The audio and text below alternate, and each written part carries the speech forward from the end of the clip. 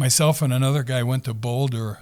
Yep. And here goes the Boulder topic for you. But we went to Boulder in 2014. The purpose was to see what they had in their entrepreneurial ecosystem that we could bring back to Bend.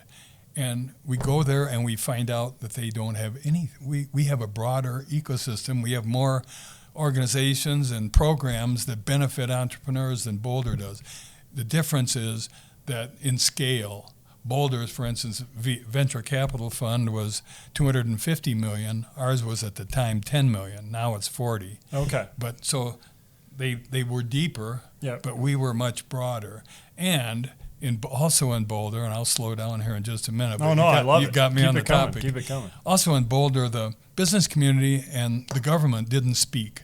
The city council was very left-leaning, and the business community obviously leaned to the right. Okay. And they would not talk. They hated each other.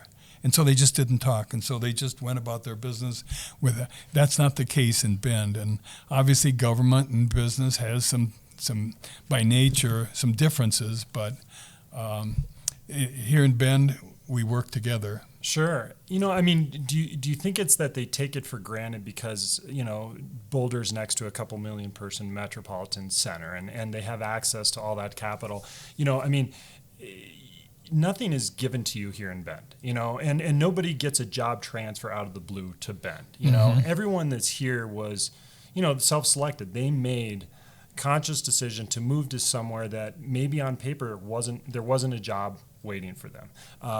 Do you think it kind of goes back to gratitude in that everyone's kind of, it's a little bit of kind of the old manifest destiny where, people come out west to make their own way and they're appreciative of the opportunity. Do you think that there's something there? I think that yes. The answer is yes, but I think it's more culture. Okay.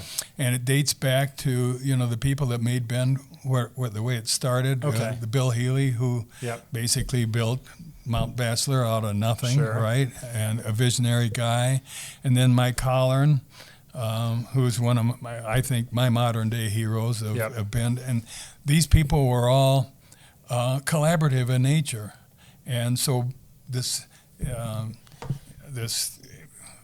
culture of collaboration just grew from its founders, from people like Bill and Mike, and so that's the way we are. That's the way we do business. That's the way we live here in Bend, right? Collaboratively. Yeah. So, are we going to lose that as we get bigger? As we cross the 100,000 person threshold. And I think the projections for 2060 are 150,000 people. How do we maintain that collaborative culture? Well, if you'd ask someone in when I came to town, when it was in '94, when it was 30,000. Sure. So now if you'd ask someone, what's Bend going to look like when it's 100,000? And they would, oh God, I can't imagine what it would look like. Well, you know what? I don't think it's that much different. Okay. At least in its culture. Obviously, we have traffic problems, we have affordable housing problems, those kind of stuff, but I think the culture of the community hasn't changed that much.